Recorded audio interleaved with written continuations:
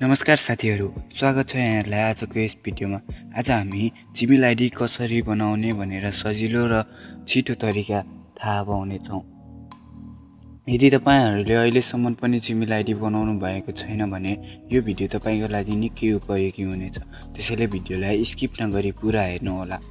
साथीहरू, Gmail ID बनाउनका लागि सबैभन्दा पहिले तपाईँले आफ्नो मोबाइलमा रहेको जिमेल एप ओपन गर्नुपर्ने हुन्छ। यस जिमेल एप कुनै पनि प्ले स्टोर वा एप स्टोरबाट डाउनलोड गर्नुपर्ने छैन।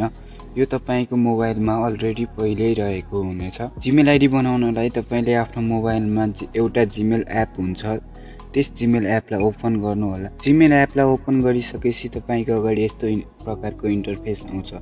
तपाईँले तल देख्न सक्नुहुन्छ गो इट, यसमा क्लिक गर्नुहोला र तपाईँले देख्न सक्नुहुन्छ यहाँ प्लस आइकन, यसमा क्लिक गर्नुहोला।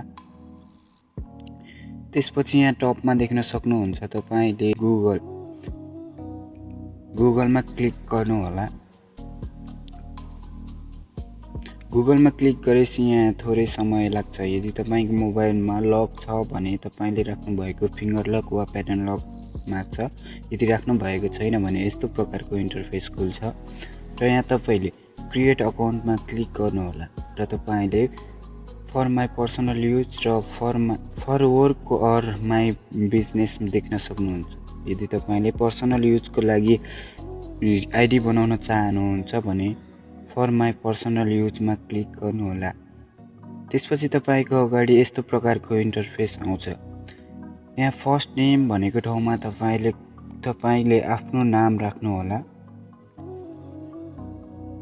र लास्ट नेम भनेको ठाउँमा तपाईँले आफ्नो लास्ट नेम राख्नुहोला।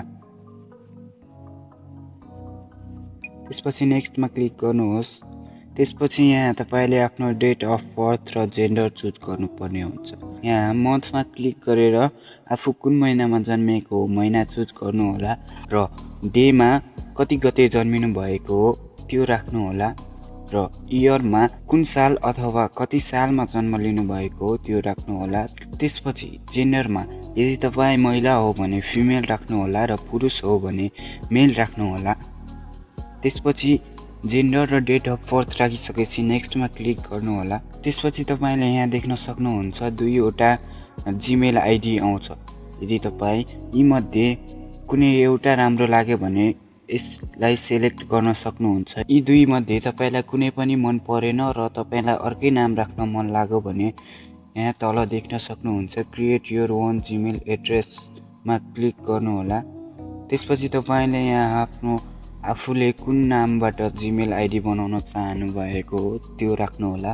तर मैले अहिलेका लागि भने यहाँ मध्ये एउटा चुज गरेँ र यति गरिसकेपछि यहाँ नेक्स्टमा क्लिक गर्नुहोला। नेक्स्टमा क्लिक गरिसकेपछि यहाँ पासपोर्ट माग्छ। तपाईँहरूले पासपोर्ट राख्दा एकदमै स्ट्रङ पासपोर्ट राख्नुपर्ने हुन्छ, जस्तै कि लेटर, काउन्ट र @ ह्यासट्याग जस्ता साइनहरूको प्रयोग गरेर जिमेल आइडीमा पासपोर्ट राख्नुपर्ने हुन्छ। यसो गर्दा तपाईँको जिमेल आइडीको पासपोर्ट ह्याक हुन सक्दैन। त्यसपछि पासपोर्ट राखिसकेपछि देख्न सक्नुहुन्छ यहाँ नेक्स्टमा क्लिक गर्नुहोला। नेक्स्टमा क्लिक गरिसकेपछि यस्तो प्रकारको इन्टरफेस आउँछ। यहाँ तपाईँले फेरि नेक्स्टमा क्लिक गर्नुहोला। त्यसपछि फेरि अलि स्क्रोल गर्नुभयो भने यहाँ आई अपग्रेड आउँछ। त्यसपछि यसमा क्लिक गर्नुहोला। त्यसपछि यहाँ केही समय लाग्छ। त्यसपछि तपाईँले आफ्नो जिमेल आइडी बनाइसक्नु भएको छ।